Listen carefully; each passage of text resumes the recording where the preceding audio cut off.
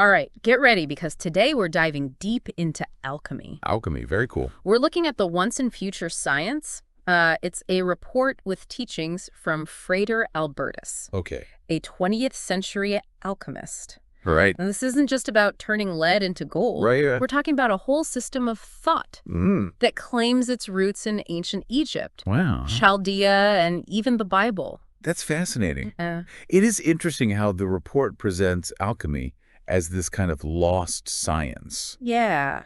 One that modern science with its focus on the material world has overlooked. It really makes you wonder if we've kind of lost touch with a deeper understanding of reality by only focusing on what we can see and measure. I think so. The report definitely seems to think so. Okay. And to illustrate that point, they use this framework called the Four Worlds. Four worlds. Okay. To explain the process of creation. All right. It all starts with the prima causa. Okay. The source of everything. So like the ultimate architect with the grand design for the universe. Precisely. It holds the blueprint for all of existence. Got it.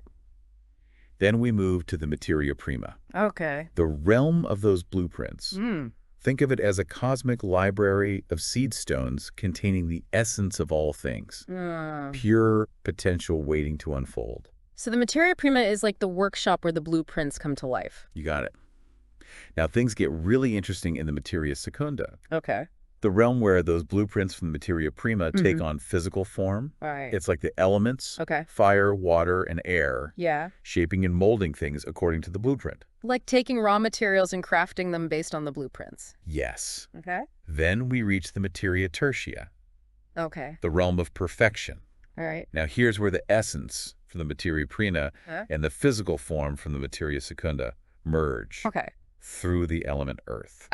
So the blueprint and the physical form become one? Yes. Achieving this state of completion. Right. It's like the final masterpiece. Now, the report also mentions a fifth world. Okay. They call it the materia quarta. Materia quarta. And they describe it as the realm of illusions or dead matter. And they argue that this is where modern science primarily operates. So they're drawing a line between the spiritual dimension of creation and the purely material world that science focuses on? They are.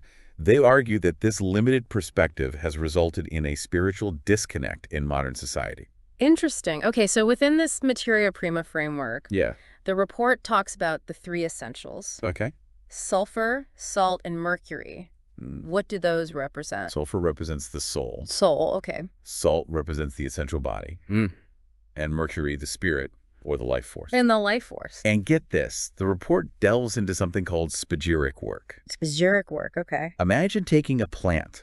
Okay. Carefully extracting its essential oils, its mineral salts, and its alcohol essence. Wow. That's spagyric work. So it's like isolating the most potent parts of a substance. You got it. Creating a super concentrated version. Now, the report also puts a spotlight on antimony in alchemy. Antimony. Interesting. Apparently, it's important for purifying the blood and preparing an alchemist for the great work. Hold on. The great work. What is that? The great work is like the ultimate goal of alchemy. Okay. It's not just about transmutation.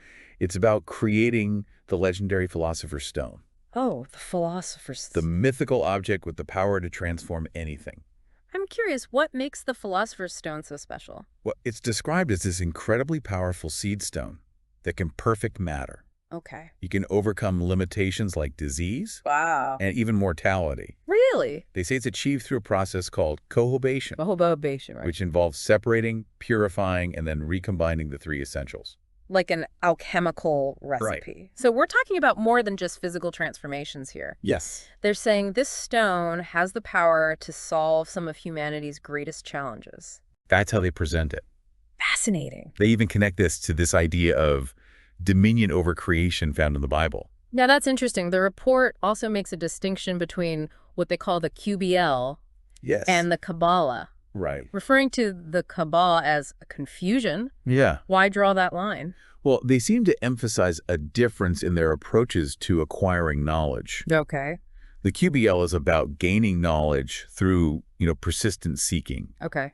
Whereas they argue that the Kabbalah has, in a way, muddled the study of Western Hermeticism. So, like, there's this pure form of ancient wisdom that's been clouded by later interpretations. That's a good way to look at it. Yeah. And venturing even deeper into the mysteries, Okay. the report dives into the ineffable name of God, Yahweh. Yahweh. Tell me more. So they go back to the Hebrew roots of the name, connecting it to the verb to be.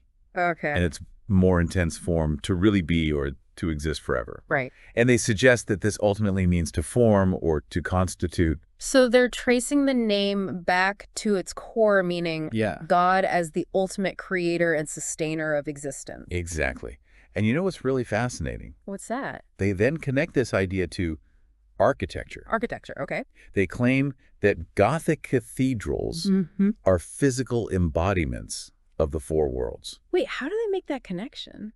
Well, they examine the structure of Gothic cathedrals from the crypt all the way up to the apex. And they demonstrate how each level corresponds to a specific stage of creation and spiritual development. That's pretty incredible. Can you give me an example? Sure. For instance, they point to the rose window as representing the materia secunda. Materia secunda, okay. The apex is the prima casa, and the crown tabernacle as the residence of God. Wow, I've never thought about architecture in that way. It is a whole new perspective.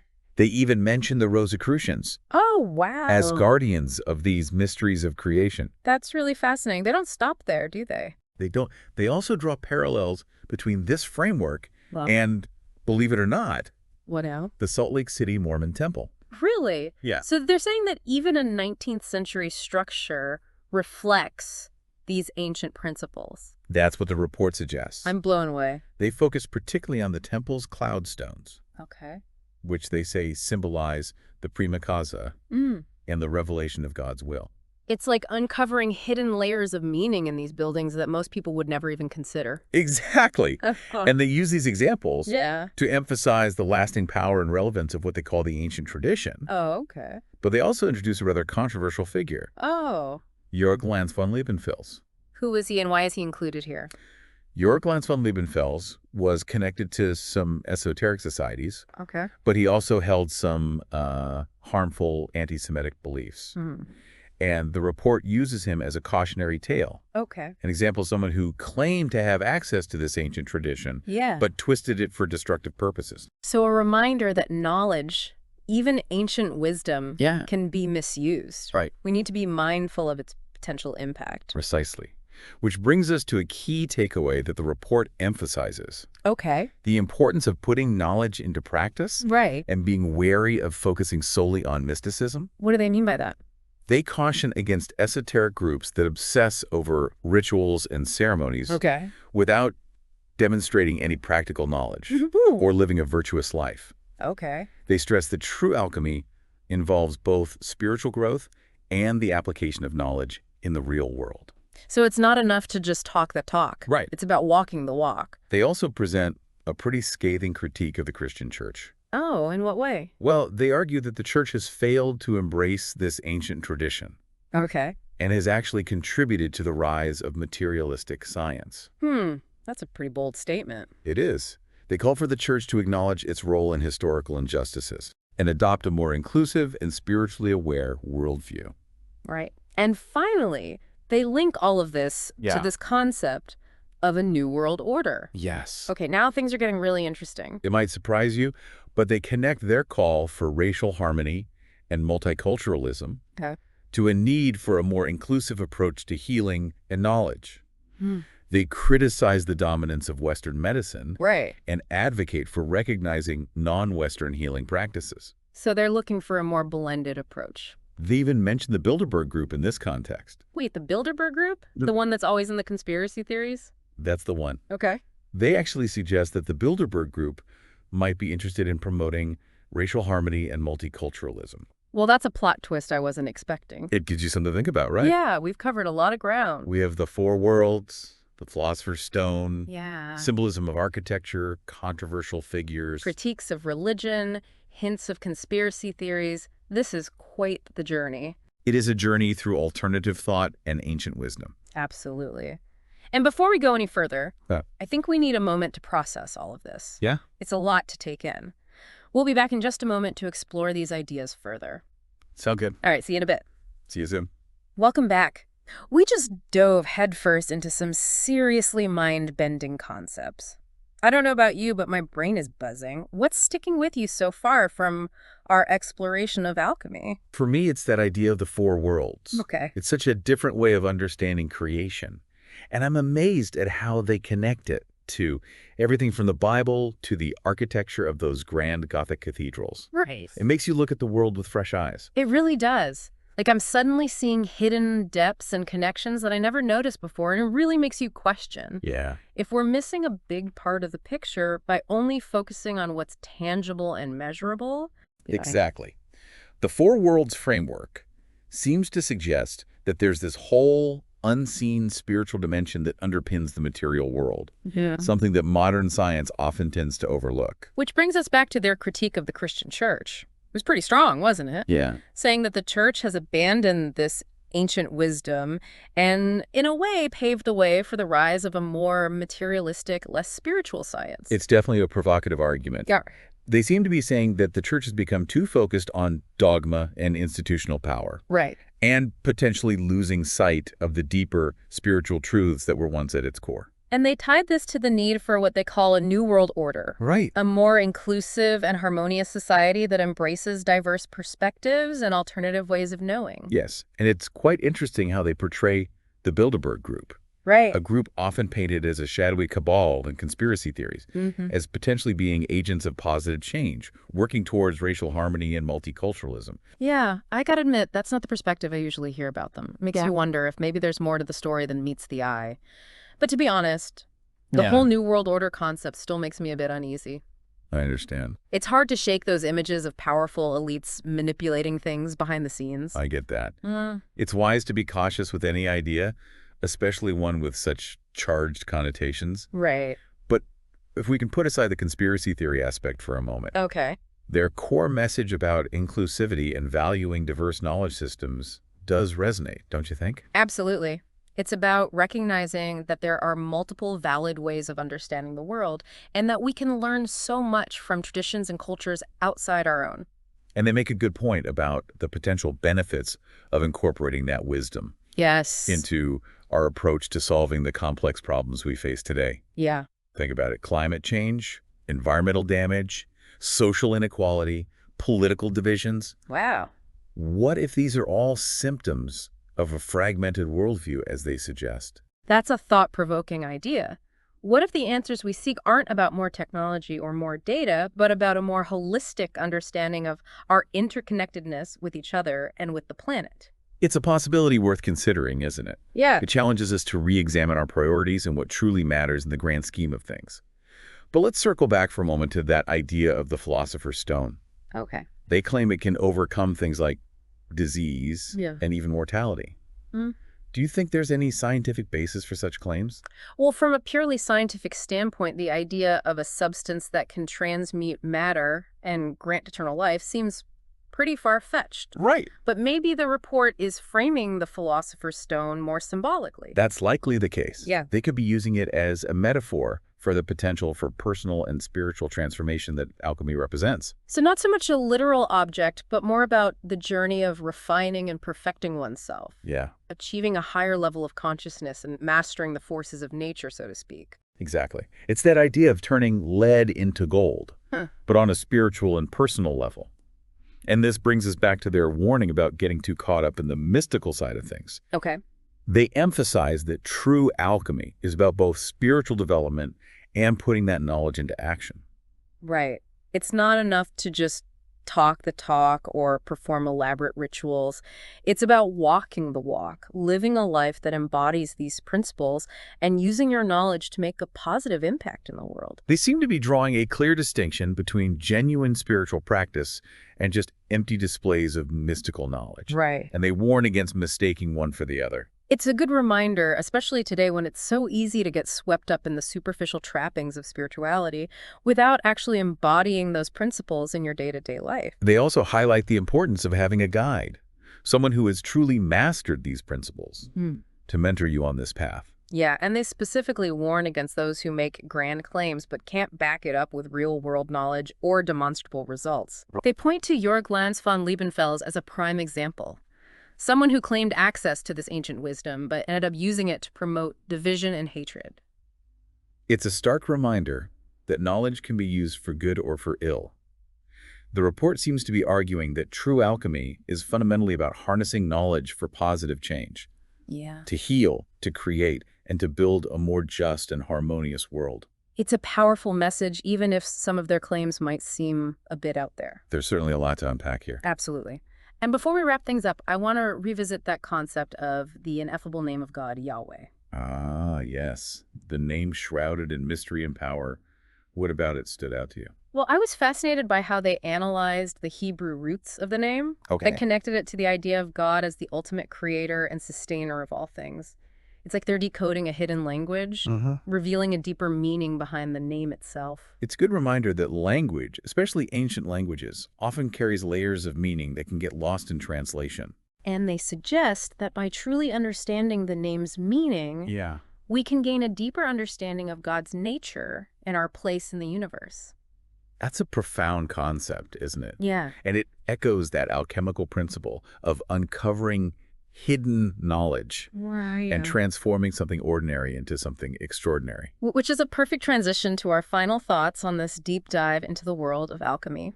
It really has been a fascinating journey.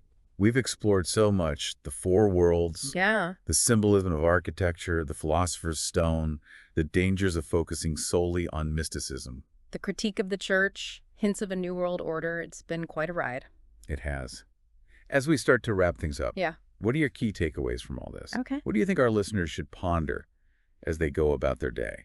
I think the biggest takeaway for me is the importance of being open-minded, but also discerning in our pursuit of knowledge. Yes. The report challenges us to question our assumptions about reality, the limitations of science, and the role of spirituality in our lives. I agree. It encourages us to look beyond the surface. Right? To seek out those hidden meanings and connections that are often overlooked. And it reminds us that knowledge is a double-edged sword. Yeah. It can be used for good or for ill. And it stresses that true knowledge isn't just about accumulating information, Right. but about putting it into practice, living a life that reflects those principles. Perhaps most importantly, Yeah. it asks us to consider the potential for a more spiritual approach to science and knowledge in shaping a better future. Could there be room for that in today's world? That's a really important question for all of us to consider. Absolutely. And on that note, we invite you to continue exploring these ideas on your own. What resonated with you? Yeah. What questions are still swirling in your mind? Right. This deep dive is just the beginning. There's a whole universe of knowledge out there waiting to be discovered. Exactly. And who knows, maybe by delving deeper into these ancient teachings, we can unlock the secrets to a brighter future, not just for ourselves, but for all of humanity. You know, as we wrap up this deep dive into alchemy, I keep coming back to the idea of the future science that the report talks about. A science that integrates the spiritual and the material. Do you think that's even possible in today's world? Well, it's definitely a challenge to bridge that gap, especially with the way science and spirituality are often seen as separate, even opposing forces. Yeah. But maybe that's part of the problem, this tendency to compartmentalize knowledge. That's true. We like to divide everything into neat little categories. Science over here, spirituality over there. And then we wonder why we can't solve these problems that need a more holistic approach. The report suggests that our modern world, with its focus on technology and material progress, has created this kind of spiritual void. And maybe that void is contributing to some of the problems that we're struggling with, like environmental destruction, social isolation, and a sense of meaninglessness. It's a pretty radical idea that our focus on the material world might actually be at the root of some of our biggest challenges. It is. But think about how often we try to solve these problems with more of the same. More technology, more data, more consumption. What if the real solutions lie in a shift in consciousness, in recognizing our interconnectedness with each other and with the natural world? That brings to mind their interpretation of the Salt Lake City Mormon temple. They saw it as reflecting these ancient alchemical principles, particularly that idea of the prima causa, the source of all creation. Do you think there's a message there for us, even if we're not Mormon? I think the report is using these examples of architecture like the Gothic cathedrals and the Salt Lake City temple to illustrate a point about the universality of these principles. Like they're saying that this ancient wisdom is embedded in the very fabric of our world. Yeah. If only we know how to look for it. It's like a secret code waiting to be deciphered, hidden in plain sight. Exactly. And remember, they connected these principles to the idea of a new world order. Not in a controlling conspiratorial sense, but as a potential shift toward greater harmony and understanding. A world where different cultures and belief systems can coexist and learn from each other. It's a vision worth striving for, especially in a world that often feels so divided. It is. It challenges us to consider how we might contribute to that vision, even in small ways. Right. Remember their emphasis on practical application.